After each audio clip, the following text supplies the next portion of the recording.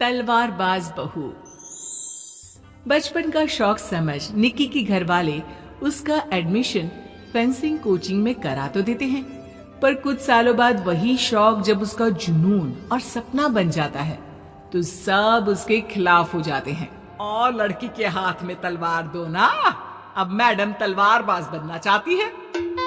बच्ची का शौक समझ दाखिला करवा दिया, क्या पता था ये सब देखना पड़ेगा। अरे बहुत हो गई तलवारबाजी, आज से तू सिर्फ रसोई और बेलन देखेगी। पर मम्मी पापा, फेंसिंग भी फुटबॉल और क्रिकेट की तरह एक स्पोर्ट है। थोड़ी और प्रैक्टिस के बाद मुझे स्टेट, फिर नेशनल और फिर इंटरनेशनल खेलने का मौका भी मिल सकता है। निक्की की बात से भड़के हुए घर वाले आगे कुछ सुने या समझे बिना उसके घर में रहने का ऐलान कर देते हैं, जिसके कुछ हफ्तों बाद निक्की की आयुष के साथ शादी हो जाती है। ससुराल पहुंचने के कुछ दिनों बाद बहुत हिम्मत के साथ निक्की फिर वही फरियाद लिए इस बार अपनी सास के पास जाती है। मम्मी जी, क्या मैं कोचिंग दोबारा शुरू कर सकती हूँ? कैसे कोचिंग? तेरे मम्मी पापा ने तो हमें किसी कोचिंग या पढ़ाई के बारे में नहीं बताया। वो पढ़ाई नहीं, फेंसिंग की कोचिंग है। अरे देख, अपने अंग्रेजी के बड़े बड़े शब्द ना मुझसे ना बोला कर, सीधे सीधे बता कि ये फेंसिंग है क्या।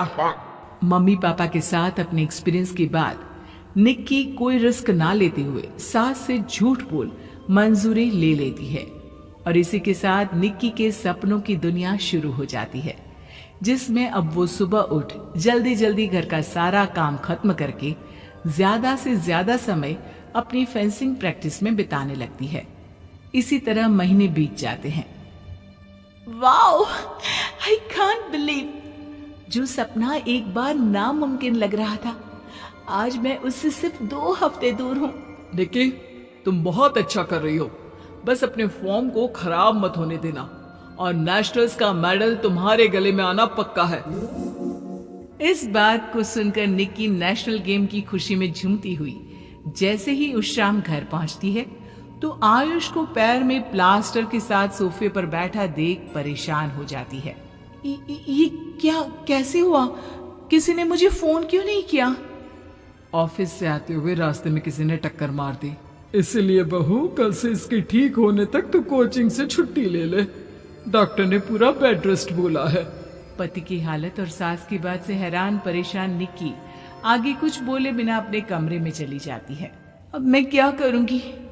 दोनों तरफ मेरी जिम्मेदारी है। अगर एक भी पूरी नहीं की तो लाइफ में दोबारा सुकून की सांस नहीं ले पाऊंगी। सच बता दूं क्या? नहीं, अगर इन्होंने भी घर में कैद कर लिया तो बचा कुचा मौका भी खो दूंगी। भगवान, आपने मुझे कहां फंसा दिया? मन ही मन ये सब सोचते हुए निक्की घर के काम और पति की सेवा में लग जाती है। इसी तरह 1 हफ्ता बीत जाता है। बहुत सोचने के बाद भी जब कोई दूसरा रास्ता नहीं दिखता तो निक्की सबको फेंसिंग की सच्चाई बताने का फैसला करती है और सास और पति के पास आती है। मम्मी, आयुष, मुझे आप दोनों से एक बात करनी है। तुम्हें भी मम्मी की तरह गैस हो गई है क्या? तू भी बूढ़ी औरत की मजाक उड़ा ले। एक दिन जब तेरे बच्चे तेरा मजाक उड़ाएंगे ना, तो मैं भी उनके साथ बैठकर हंसूंगी। घर का ये हंसता खेलता माहौल देखकर निक्की आगे कुछ बोल ही नहीं पाती। तभी गोलियां चलने की आवाज सुनकर सब डर जाते हैं और कुछ आतंकवादी घर में घुसकर सबको बाहर निकाल देते हैं, जहां उनके एरिया के बाकी सब लोग भी इकट्ठा होते हैं। ये किसी भी तरह के होशियारी नहीं करेगा। हमें बस कुछ समय के लिए चुप रहने की जगह चाहिए, इसलिए अगर तमीज में रहोगे तो जिंदा बच जाओगे, और अगर मरने का ज्यादा मन हो तो अपना सीआईडी वाला दिमाग चला सकते हो। डर की वजह से कोई इसके आगे कुछ नहीं बोलता। कुछ घंटे इसी तरह आतंकवादियों की कैद में बैठे रहने के बाद निक्की की सास गुस्से में चिल्लाने लगती है।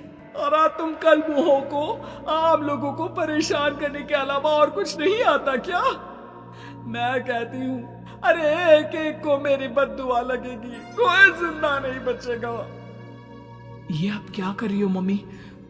सॉरी सॉरी, वो परेशान हो गई इसलिए कुछ भी बोल दिया। प्लीज प्लीज इन्हें छोड़ दीजिए, आप कुछ नहीं बोलेंगी। अरे तू डरपोक की तरह इनसे माफी मांग रहा है, कुछ तो अपने पापा के गुण ले लेता। अगर आज वो यहाँ होते तो इतनी देर में सबका गला काट चुके होते। क्या मतलब? नहीं मम्मी, प्लीज दोबारा वही सब शुरू मत करना। आखिर कोई मुझे भी बताएगा कि बात क्या है? तेरे ससुर जी अपने समय के सबसे बेहतरीन और उम्दा तलवारबाज थे। कोई कितनी भी बड़ी बंदूक या कितने भी ज्यादा हथियारों के साथ उनके सामने क्यों ना आ जाए, सबको एक एक करके चित कर देते थे। वाह, ससुर जी और क्या क्या करते थे? निकी का इंटरेस्ट देख सास उसे ससुर जी और उनकी तलवारबाजी की कहानियां सुनाने लगती है, जिन्हें बहुत देर तक सुनने के बाद अपने आप को रोक ना पाते हुए निक्की आखिर उनसे तलवार के बारे में पूछ ही लेती है। मम्मी जी, क्या पापा जी की वो तलवार आज भी आपके पास है? अरे इन्होंने अपने बेटे से ज्यादा उस तलवार से प्यार किया है तो फेंक कैसे देती, संदूक में संभाल कर रखी है।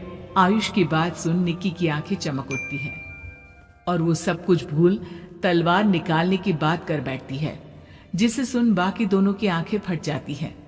क्या बोला, जरा फिर से बोल। क्या कहानियां सुनकर तुम भी अपने आप को झांसी की रानी समझने लगी? यही समझ लो कि तुमने झांसी की रानी के साथ ही शादी की है। ओ मोहतरमा, जरा सपनों की दुनिया से बाहर निकल आओ और शांति से बैठ जाओ। आई बड़ी झांसी की रानी बनेगी।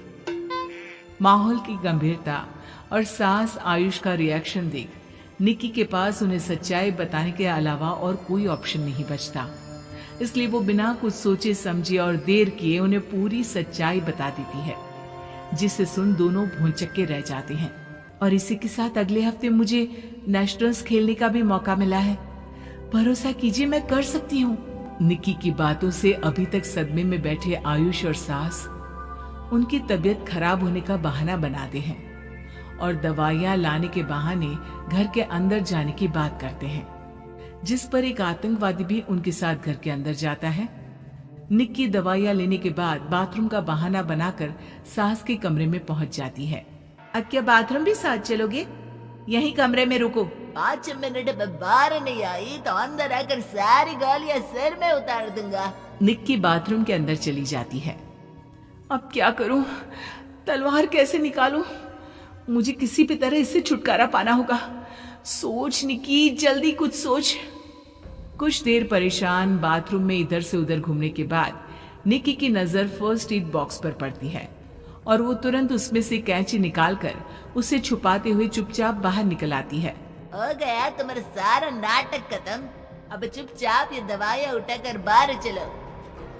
ऐसा बोलकर जैसे ही आतंकवादी मुड़ता है, निक्की तुरंत उसकी गर्दन पर कैंची से वार कर देती है और उसकी बंदूक हाथ में लिए संदूक से तलवार निकालने लगती है, जिसके कुछ देर बाद वो घर के पीछे वाली खिड़की से बाहर निकलकर छुपकर एक एक करके सब आतंकवादियों पर वार करके उन्हें घायल कर देती है।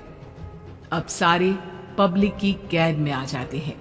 ये सब देखकर आयुष और सास के साथ सारे लोग दंग रह जाते हैं। सास का सर गर्व से ऊंचा हो जाता है। मेरी बहू सिर्फ नेशनल्स नहीं, इंटरनेशनल भी खेलेगी। हाँ।